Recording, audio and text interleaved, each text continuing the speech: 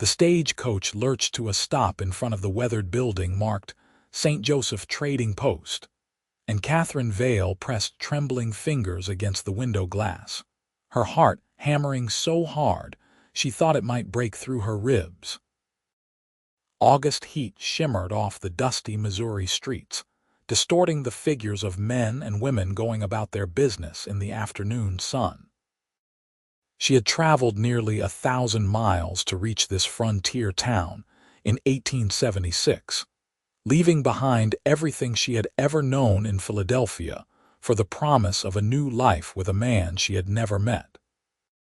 Her cream-colored traveling dress was rumpled and stained with dust, but she smoothed it down with shaking hands, trying to make herself presentable. The bruises on her upper arms throbbed beneath the long sleeves, hidden from view but impossible to forget. The driver pulled open the door and extended a weathered hand to help her down. Katherine accepted it gratefully, her legs unsteady after days of travel. She clutched her small carpet bag close to her chest, scanning the crowd for the man who was supposed to meet her. Mr. William Sutton had written beautiful letters, promising her kindness and a comfortable home. She had believed every word because she had needed to believe them. The alternative was to stay in Philadelphia with her stepbrother Marcus, and that was no longer an option she could bear. Miss Vale. A thin man with oily hair and narrow eyes approached her. He wore a brown suit that had seen better days, and his smile did not reach his eyes. "I am afraid I have unfortunate news. Mr. Sutton passed away last week. Fever took him quick." The words hit Katherine like a physical blow. She swayed on her feet, and the man reached out to steady her, his fingers closing around her upper arm exactly where the bruises lay beneath her sleeve. She gasped in pain and jerked away, tears springing to her eyes. "I am sorry," she whispered, trying to compose herself. I do not understand. What am I supposed to do?" The man's expression shifted into something that made her skin crawl. "Well now, that is a problem, is it not? You came all this way, got nowhere to go. But perhaps we could work something out. I know some gentlemen who might be interested in helping a lady in your situation." Katherine's stomach turned. She recognized that tone, that look. It was the same one Marcus had given her before things got worse, before the bruises. Before she had finally scraped together enough money to answer Mr. Sutton's advertisement for a mail-order bride, desperate for any escape. "No, thank you," she said firmly, backing away. "I will find my own way. Now hold on there." The man reached for her again, but a deep voice cut through the air like a knife. The lady said no. Katherine turned to see a tall cowboy standing a few feet away, his hand resting casually on the gun at his hip. He wore dusty work clothes and a dark hat that shadowed his face, but she could see the hard set of his jaw and the way his eyes fixed on the thin man with unmistakable warning. There was something solid about him, something that made her feel safer just by his presence. The thin man held up his hands. "Just trying to help, Harrison. You can help by walking away." The cowboy's voice was quiet but carried an edge that made it clear this was not a suggestion. The thin man muttered something under his breath and disappeared into the crowd. Katherine released a breath she had not realized she was holding. The cowboy turned his attention to her, and she saw his face clearly for the first time. He was younger than she had first thought, perhaps 25 or 26, with sun-bronzed skin and blue eyes that held genuine concern. A few days' worth of stubble covered his jaw, and a small scar cut through his left eyebrow. "You all right, miss?" he asked, tipping his hat. "I am not certain," Katherine admitted, her voice wavering. "I just arrived from Philadelphia. I was supposed to marry Mr. Sutton, but apparently he has passed away, and now I am stranded with nowhere to go and very little money." The cowboy's expression softened. "I am sorry to hear that. Sutton was a decent man. My name is Harrison James. I work at the livery stable down the street." "Katherine Vale." She attempted a smile, but it felt shaky on her lips. "Thank you for intervening. That man made me very uncomfortable. Chester Briggs, he is trouble, always has been, works for some unsavory types." Harrison studied her with those penetrating blue eyes. "You really got nowhere to stay." She shook her head, fighting back tears. She had been so strong for so long, enduring Marcus's increasing volatility, saving every penny she could hide away, planning her escape. And now that escape had crumbled before her eyes. "There is a boarding house run by Mrs. Dorothy Campbell. She is a good woman, fair prices. I could take you there if you would like." Harrison gestured down the street. "It is just a few blocks." Katherine hesitated. She did not know this man, had just met him moments ago. But something in his straightforward manner and kind eyes made her want to trust him. And what choice did she really have? "That would be very kind," she said finally. Harrison picked up her carpetbag without being asked, and they began walking down the dusty street. St. Joseph was larger than Katherine had expected, with several shops, saloons, and establishments lining the main road. People nodded greetings to Harrison as they passed, and she noticed how he seemed to be well regarded in the community. "How long have you lived here?" she asked, trying to make conversation and distract herself from her dire situation. "About 5 years now. Came west after my parents died. Did not have much keeping me in Ohio, so I figured I would try something new." He glanced at her. "St. Joseph is a good town. Lots of folks passing through on their way further west, but there is a solid community here too." They reached a 2-story white house with a wraparound porch. Harrison climbed the steps and knocked on the door. A plump woman with graying hair and a warm smile answered. "Harrison James, what brings you by?" Then she noticed Katherine and her expression shifted to curiosity. "And who is this?" "Mrs. Campbell, this is Miss Katherine Vale. She just arrived from Philadelphia with some unfortunate news. I was hoping you might have a room available." Mrs. Campbell's eyes swept over Katherine, taking in her exhausted appearance and the obvious distress she was trying to hide. "Of course, dear. Come in, come in. Harrison, you are a good boy for bringing her here." The interior of the boarding house was clean and welcoming, with lace curtains and comfortable furniture. Katherine felt some of the tension ease from her shoulders. Mrs. Campbell led her upstairs to a small but tidy room with a bed, washstand, and window overlooking the street. "Rent is $3 a week, meals included," Mrs. Campbell said gently. "I can see you have had a difficult journey. Why do not you rest and we can discuss details later?" Katherine's eyes filled with tears at the kindness. "Thank you. I can pay for 2 weeks, but then I will need to find work." "We will figure something out, dear." Mrs. Campbell patted her hand. "This is a frontier town. There is always work for those willing to do it." After Mrs. Campbell left, Katherine sank onto the bed and let the tears come. She had been holding them back for so long, maintaining her composure through the fear and pain of her last months in Philadelphia, the anxiety of the long journey, and now, this devastating news. She cried until she had no tears left, then washed her face and changed into a simpler dress, wincing as she pulled it over her bruised arms. The fingerprint-shaped bruises were yellowing at the edges now, starting to fade but still visible reminders of Marcus's final rage when he had discovered her plans to leave. She could still hear his voice, feel his fingers digging into her flesh as he shook her, and demanded to know who she thought she was to abandon the family.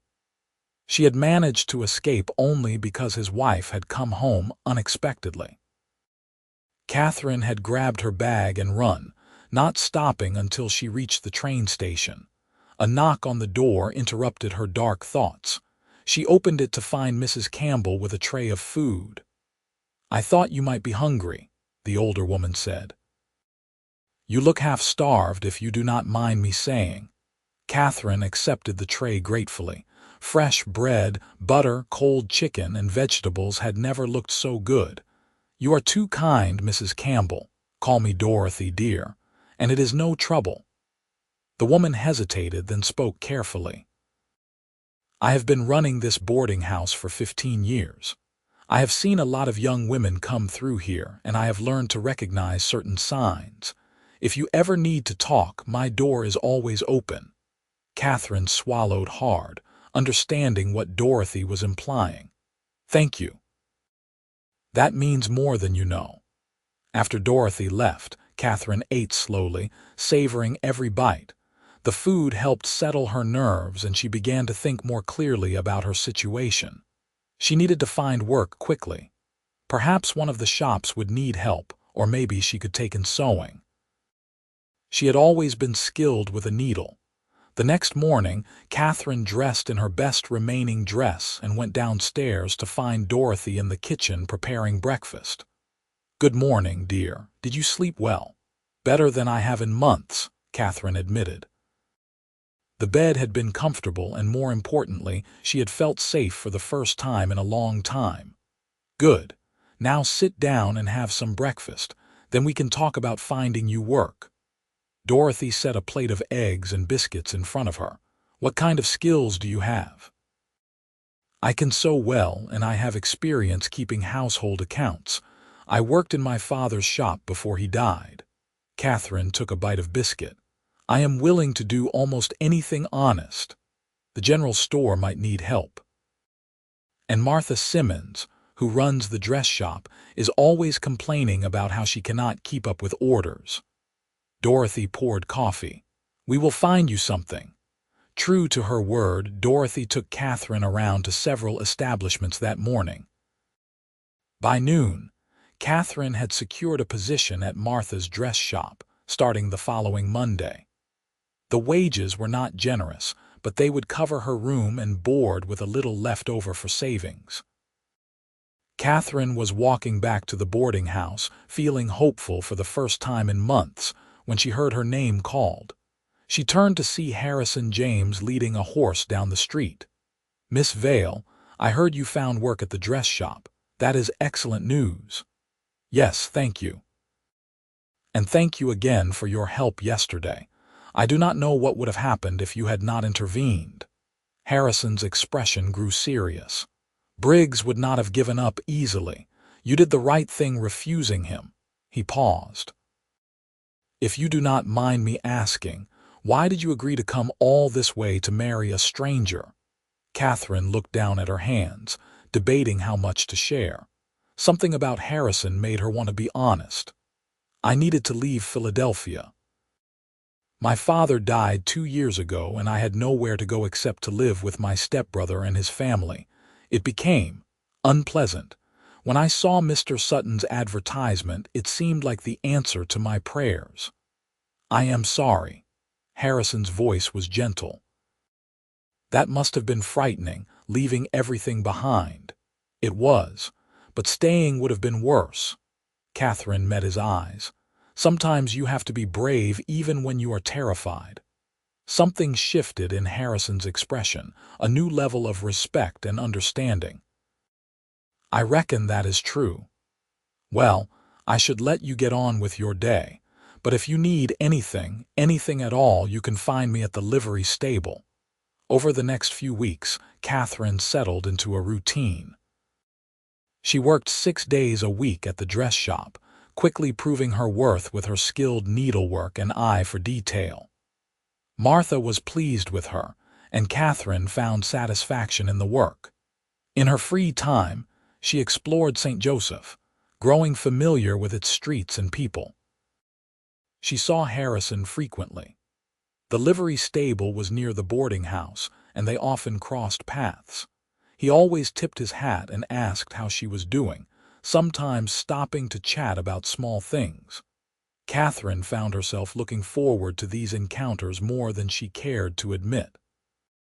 There was something steady and reassuring about Harrison, a quiet strength that drew her.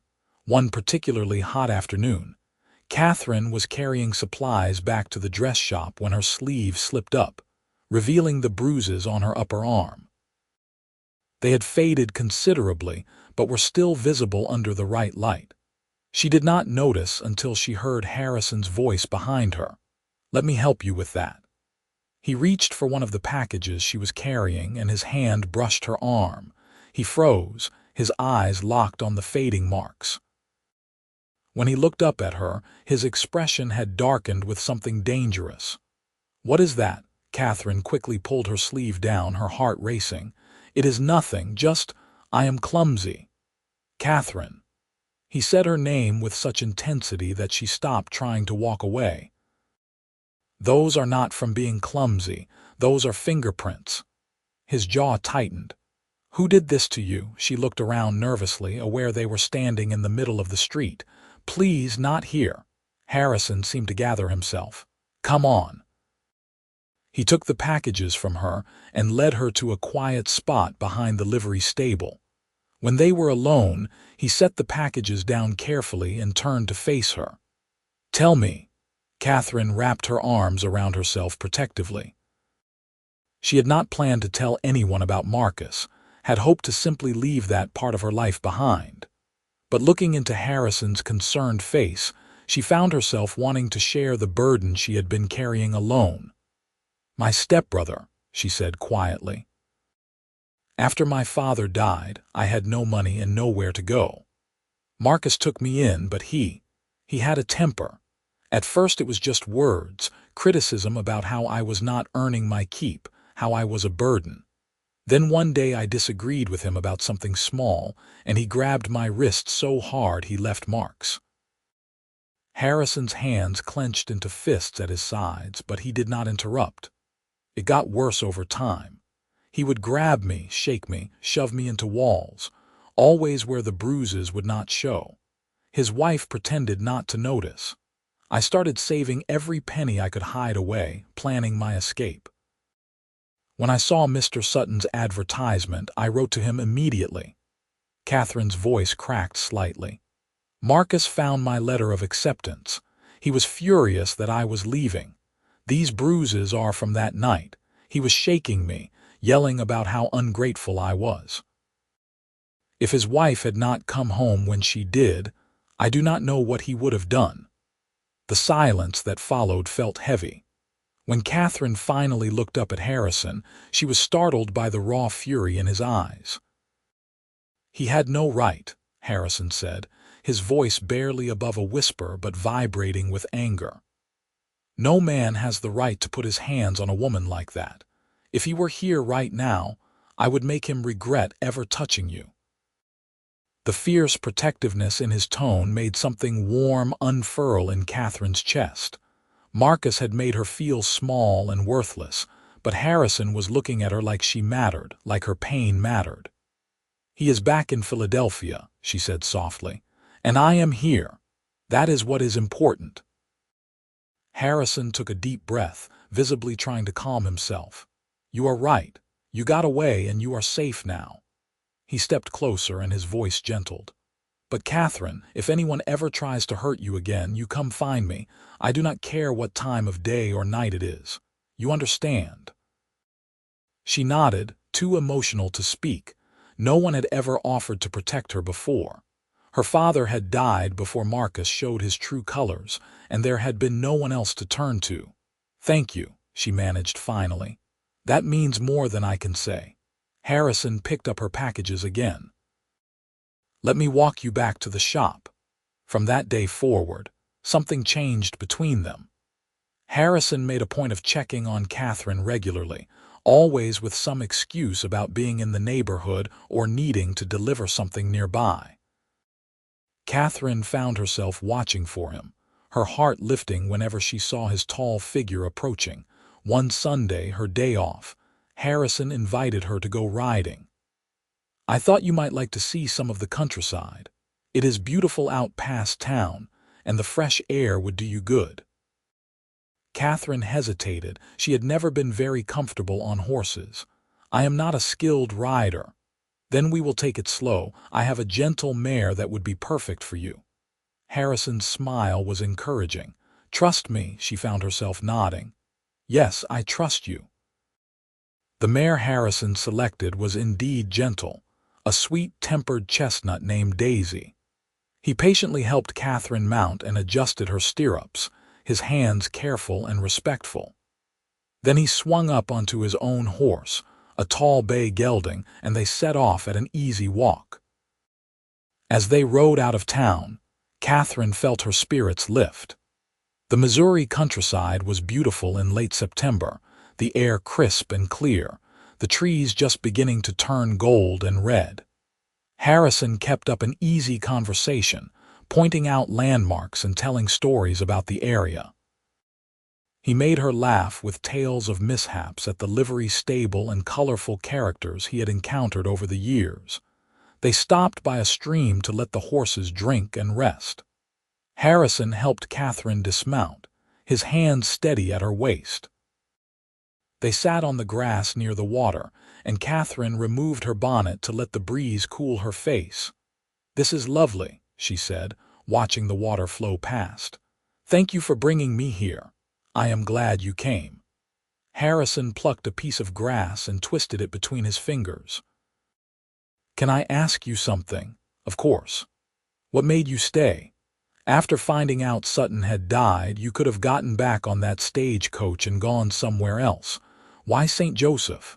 Katherine considered the question. "I suppose because someone showed me kindness when I needed it most. You did not know me, had no reason to help me, but you did anyway. That made me think this might be a place I could belong." She looked at him. "Was I wrong?" "No." Harrison's blue eyes held hers. "You were not wrong. St. Joseph is a good place for people who need a fresh start." He paused. "And I am glad you stayed." The sincerity in his voice made Katherine's breath catch. Over the past weeks, she had been afraid to acknowledge the growing feelings she had for Harrison, afraid that hoping for anything might jinx it. But sitting here beside this kind, strong man who had shown her nothing but respect and care, she could not deny it anymore. She was falling in love with him. As if sensing her thoughts, Harrison reached out and gently tucked a strand of hair behind her ear. His hand lingered near her cheek, and Katherine found herself leaning into the touch. "Katherine, I know it has not been long since you arrived, and I do not want to rush you or make you uncomfortable," he said carefully. "But I need you to know that I care about you. More than I probably should after just a few weeks." Her heart soared. "I care about you too," she whispered. Harrison's face broke into a smile that transformed his serious features. "Yeah? Yes." Katherine felt brave suddenly, emboldened by his confession. "You made me feel safe when I thought I might never feel safe again. You make me laugh. You are kind and strong and good. How could I not care about you?" "Can I court you properly?" Harrison asked. "I want to do this right. You deserve that." "I would like that very much." He raised her hand to his lips and pressed a gentle kiss to her knuckles. The gesture was so tender, so respectful, that Katherine felt tears prick her eyes. This was what she had dreamed of, what she had hoped existed but feared she might never find. Over the following months, Harrison courted Katherine with old-fashioned dedication. He called on her at the boarding house on Sunday afternoons, and they would walk through town or sit on Dorothy's porch, talking for hours. He brought her small gifts, wildflowers and pretty stones, once a book of poetry he thought she might enjoy. He took her to church socials and barn dances, always attentive to her comfort, never pushing her beyond what she was ready for. Katherine blossomed under his attention. The haunted look gradually left her eyes, replaced by genuine happiness. She laughed more easily, held her head higher. Martha commented on how well she looked, and Dorothy beamed with satisfaction at the obvious romance developing under her roof. Winter arrived, bringing cold winds and occasional snow. Katherine and Harrison spent cozy evenings in the boarding house parlor, sometimes alone and sometimes with other residents, playing cards, or simply enjoying each other's company. Harrison taught her to play chess, and she proved to be a quick learner, much to his delight. One snowy evening in December, Harrison arrived at the boarding house with a serious expression. Catherine's heart jumped nervously as he asked if they could speak privately. They went into the empty parlor and Harrison closed the door behind them. "Is something wrong?" Katherine asked. "No, at least I hope not." Harrison ran a hand through his hair, suddenly nervous in a way she had never seen him before. "Katherine, I have been thinking about this for weeks now. I know we have not been courting for very long, but I am sure of my feelings." He took her hands in his. "I love you. I love your strength and your kindness and the way you smile when you think no one is watching. I love that you are brave enough to build a new life after everything you went through. I cannot imagine my future without you in it." Catherine's heart pounded so hard she thought it might burst. "Harrison." He dropped to one knee, pulling a simple gold band from his pocket. "Katherine Vale, would you do me the honor of becoming my wife? I promise I will spend every day trying to make you happy. I will protect you and cherish you and never, ever hurt you. I will build you a life worth living." Tears streamed down Catherine's face, but they were tears of joy. "Yes," she said, her voice breaking. "Yes, 1,000 times yes. I love you too, Harrison, so much." Harrison stood and swept her into his arms, holding her close. Katherine buried her face in his shoulder, feeling safer and more loved than she ever had in her life. When they finally pulled apart, Harrison slipped the ring onto her finger. It fit perfectly. "It was my mother's," he said softly. "The only thing I have left of her. I would be honored if you would wear it." "I will treasure it always," Katherine promised. They were married in February of 1877 in the small church at the center of St. Joseph. Dorothy helped Katherine make a beautiful dress of cream silk with lace trim, and Martha closed the shop for the day to attend. It seemed like half the town showed up for the ceremony. Katherine had no family present, but as she looked around at the smiling faces of her new community, she realized she had found something better than the family she had lost. She had found people who chose to care about her. Harrison stood at the altar looking handsome in his best suit, his eyes locked on Katherine as she walked down the aisle. When the preacher asked if he took Katherine to be his lawfully wedded wife, Harrison's "I do" rang out strong and clear. Katherine's own vows were spoken with equal conviction. This was not a marriage of convenience or desperation. This was a union built on genuine love and respect. The kiss they shared after being pronounced husband and wife was sweet and full of promise. The congregation erupted in applause, and Katherine laughed against Harrison's lips, giddy with happiness. They had a simple reception at the boarding house, with food and dancing and well wishes from everyone who had come to mean something to them. As Katherine danced with her new husband, she thought about the frightened woman who had stepped off that stagecoach 7 months ago, and she marveled at how much had changed. "What are you thinking about?" Harrison asked, his hand warm at her waist. "How lucky I am," Katherine said honestly. "I came here expecting to marry a stranger out of necessity, and instead I found you. I found love." "I am the lucky one," Harrison countered. "You could have gotten back on that stage and gone anywhere, but you stayed. You gave me a chance. You gave us a chance." They had rented a small house on the edge of town. Nothing fancy but clean and sturdy with room to grow. Harrison carried Katherine over the threshold that night, both of them laughing. The house was sparsely furnished with pieces borrowed or bought second-hand, but Katherine had spent weeks making it into a home, sewing curtains and cushions, arranging wildflowers in jars. Their wedding night was tender and unhurried. Harrison was patient with Katherine's nervousness, taking time to make her feel cherished and desired. He kissed away her tears when the intimacy overwhelmed her. not with sadness, but with the realization that she was truly safe now, truly loved. This was what marriage should be, what love should feel like. The months that followed were the happiest of Catherine's life. She continued working at the dress shop, though Martha insisted she could cut back her hours now that she was married. Harrison worked hard at the livery stable, saving money with dreams of eventually buying his own ranch. They were not wealthy, but they had enough, and more importantly, they had each other. Katherine learned to cook Harrison's favorite meals, and he built her a garden box where she could grow vegetables and flowers. They hosted Sunday dinners for Dorothy and other friends, filling their small house with laughter and conversation. On quiet evenings, they would sit together on their porch, watching the sunset and talking about their dreams for the future. In the summer of 1877, Katherine discovered she was pregnant. She had suspected for a few weeks, but waited to be certain before telling Harrison. When she finally shared the news, his reaction was everything she could have hoped for. He picked her up and spun her around, laughing with pure joy, then immediately set her down carefully as if she might break.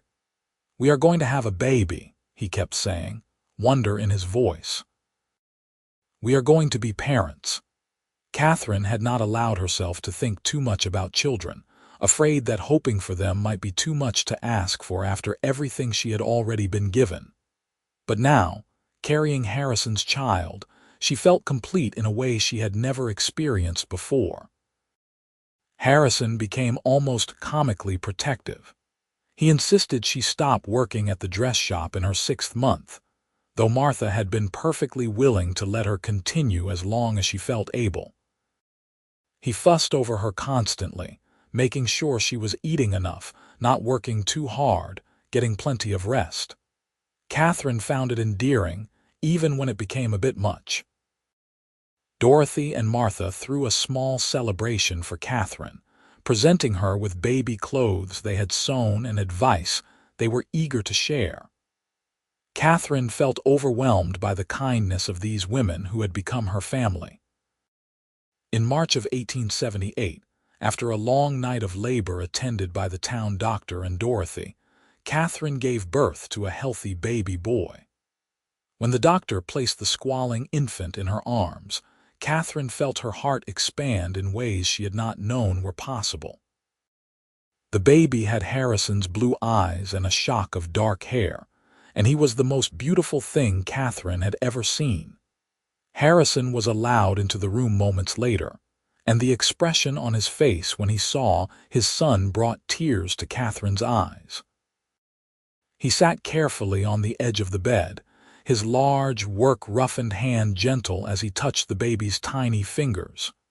"He is perfect," Harrison whispered. "What should we name him?" They had discussed names for months but never quite settled on one.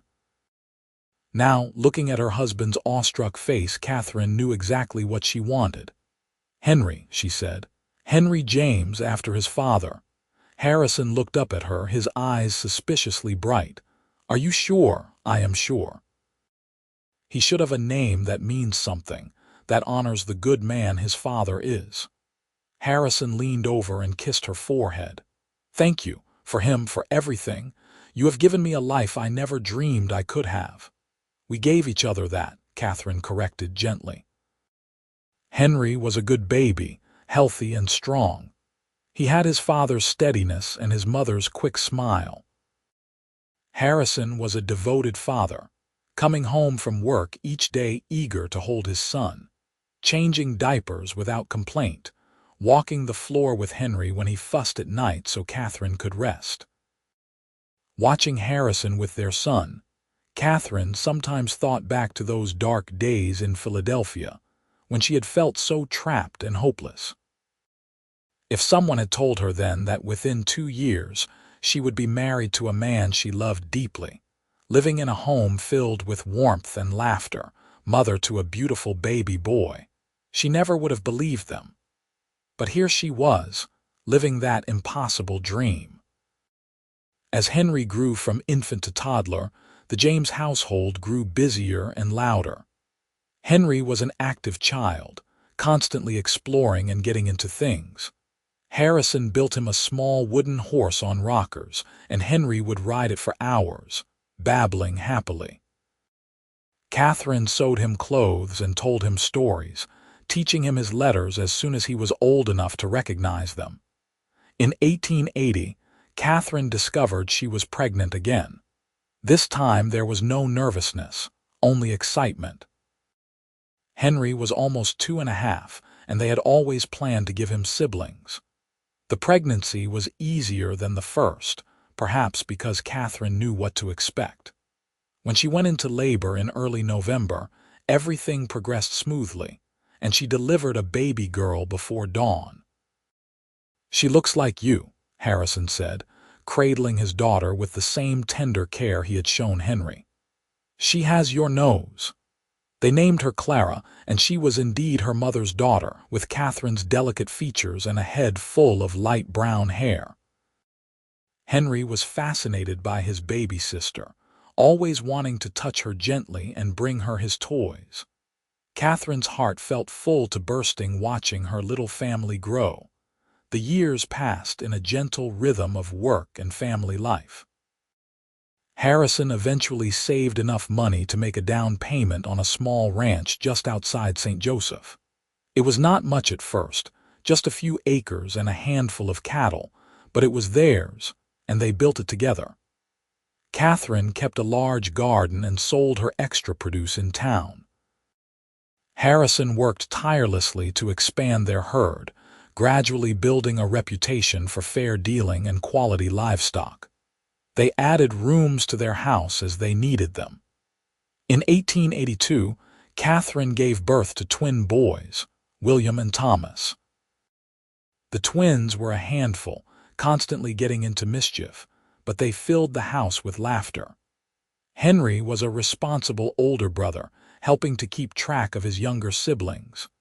Clara was the peacemaker of the family, always trying to smooth over conflicts. Through it all, Katherine and Harrison's love for each other only deepened. They had weathered challenges together, lean years when the cattle prices were low, illnesses that had them up all night with sick children, the constant hard work of building a life from nothing. But they faced everything as partners, supporting each other through difficulties and celebrating victories together. Katherine sometimes received letters from Philadelphia. Marcus's wife had written to inform her that Marcus had died in 1883, cirrhosis of the liver from his drinking. Katherine felt nothing but a distant sadness for the waste of a life. She did not return for the funeral. Philadelphia was no longer her home. St. Joseph was home. Harrison and their children were home. On their 10th wedding anniversary in 1887, Harrison took Katherine back to the spot by the stream where he had first told her he cared about her.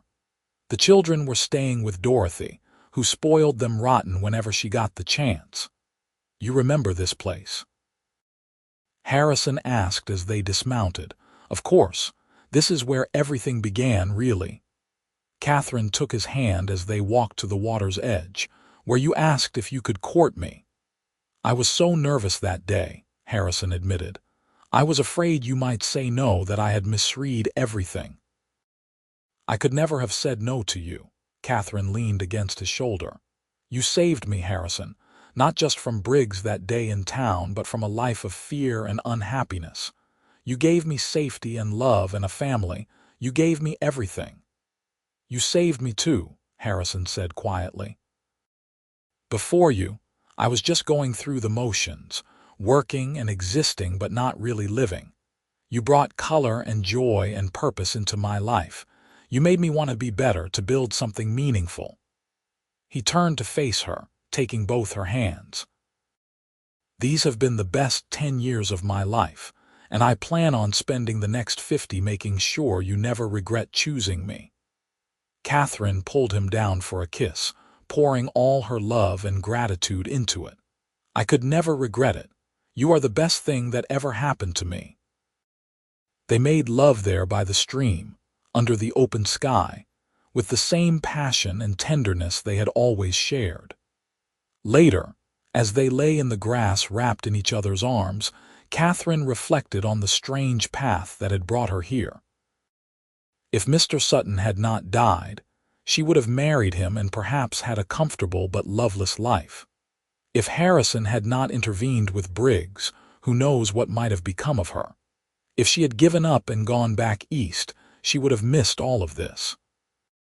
Sometimes life had a way of working out exactly as it should, even when the path there was difficult and frightening. Katherine had fled Philadelphia broken and bruised, desperate and alone. She had found healing and love in the arms of a cowboy who had asked a simple question: "Who did this to you?" In answering that question, in trusting Harrison with her pain and her story, she had opened the door to a future brighter than anything she had imagined. As the sun set over the Missouri hills, painting the sky in shades of gold and pink, Katherine knew with absolute certainty that she was exactly where she belonged. The bruises had faded long ago, replaced by the gentle touches of a man who cherished her. The fear and pain of her past had been healed by the steady love of her present, and the future stretched before her, full of promise and possibility. Harrison helped her to her feet, and they rode back to their ranch as darkness fell. Lamplight glowed warm in the windows of their home, and Katherine could hear the distant sound of their children's laughter as they played with Dorothy. This was her life now, rich and full and beautiful beyond measure. That night, lying in bed with Harrison's arm around her and moonlight streaming through the window, Katherine whispered, "I love you." "I love you too," Harrison murmured, half asleep. "Always have, always will." Katherine smiled in the darkness and let herself drift off, secure in the knowledge that she was loved and safe. The frightened mail-order bride who had arrived in St. Joseph 11 years ago was gone, transformed into a woman who knew her own worth, who had built a beautiful life through courage and determination and love. Years continued to pass, each one adding new layers to their story. Henry grew into a serious young man who loved the ranch and showed every sign of following in his father's footsteps. Clara became a skilled seamstress, learning from Martha at the dress shop and creating beautiful things with her hands. The twins, William and Thomas, were inseparable and kept everyone entertained with their antics. In 1890, Katherine gave birth to their last child, another girl they named Rose. At 35, Katherine had worried the pregnancy might be difficult, but Rose arrived healthy and strong, completing their family. Harrison joked that they had a full house now, but his eyes were soft with love as he looked at his wife holding their newest daughter. The ranch continued to prosper. Harrison hired help to manage the growing herd, and he began breeding horses as well as cattle. His reputation spread throughout Missouri and into neighboring states. People came from miles around to buy James' livestock, knowing they were getting quality animals from an honest man. Katherine had become a pillar of the St. Joseph community. She organized church socials, helped new arrivals get settled, and served as a midwife for women in childbirth. She never forgot what it was like to arrive scared and alone, and she made it her mission to ensure no woman in St. Joseph ever felt that way if she could help it. Dorothy, now well into her 70s, had become like a grandmother to the James children. She still ran her boarding house with the help of a younger woman she had taken on as a partner. But she spent much of her free time at the ranch, spoiling her grandchildren and enjoying the family she had helped bring together. On a warm spring day in 1895, Katherine stood on the porch of their expanded house, watching Harrison teach Henry how to rope a calf. Henry was 17 now, tall and capable, and he would take over the ranch someday. Clara sat nearby with her sewing, creating a dress for one of the town girls getting married. The twins were off exploring by the creek, and Rose played at Catherine's feet with a rag doll Dorothy had made her. Katherine was 40 years old now, with silver threads beginning to show in her brown hair and laugh lines around her eyes. Her hands were no longer smooth but work-worn and capable. She looked nothing like the frightened young woman who had stepped off that stagecoach 19 years ago, and she was grateful for every change time had wrought. Harrison finished with the lesson and walked back to the house, his stride still strong despite the gray in his own hair. He climbed the porch steps and kissed Catherine's cheek, a gesture of affection so natural after all these years that neither of them thought about it anymore. "What are you thinking about?" he asked, settling into the chair beside hers. "Everything," Katherine said honestly. "How far we have come. How blessed we are." Harrison took her hand, his thumb tracing over her knuckles in a familiar caress. "I still remember the first time I saw you, standing there in the street looking lost and scared. I knew right then that you were going to change my life." "Did you really?" "Maybe not in so many words, but something told me you were important," Harrison smiled.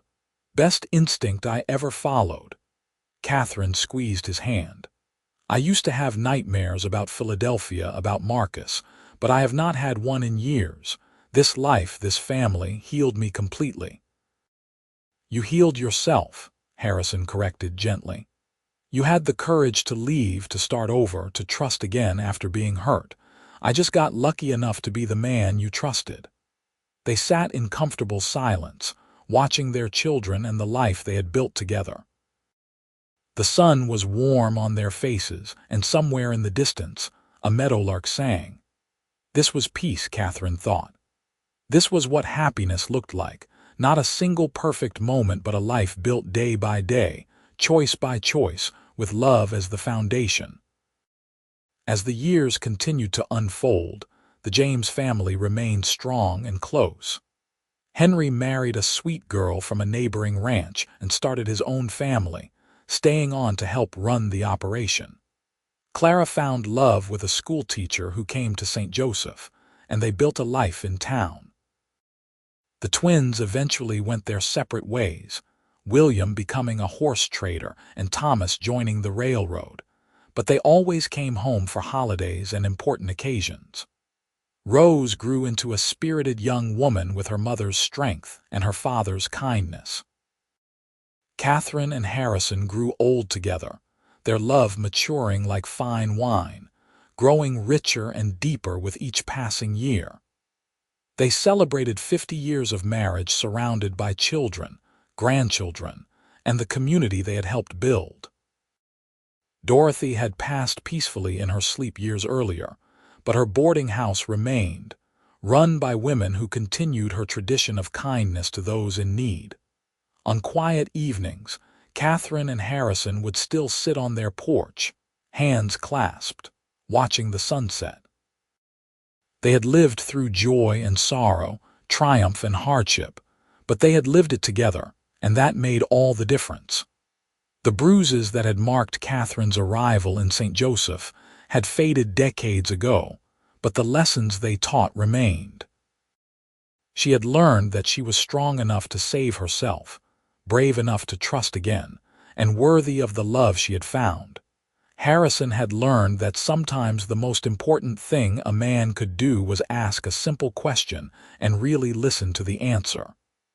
"Who did this to you?" had been the beginning of everything, the question that opened the door to trust and love and a lifetime of happiness. As the sun dipped below the horizon on another beautiful Missouri day, Katherine leaned her head on Harrison's shoulder and thought about how remarkably life had unfolded. She had come to St. Joseph as a desperate mail-order bride fleeing abuse, bruised and broken and afraid. She had found not just refuge but redemption, not just safety but love, not just survival but a life worth living. "I would do it all again," she said suddenly. "Every hard moment, every fear, every tear. I would do it all again to end up right here with you." Harrison kissed the top of her head. "So would I, my love, so would I." And as darkness fell gently over their ranch, over the life they had built and the love they had nurtured for more than 5 decades, Katherine Vale James knew that she had found what she had been searching for all along. Not just a home or a husband, but a place where she truly belonged, with a man who had seen her pain and chosen to help her heal, who had traced the fingerprint bruises on her arms and asked the question that changed everything. She had found love in the Wild West, and it had saved her in every way a person can be saved.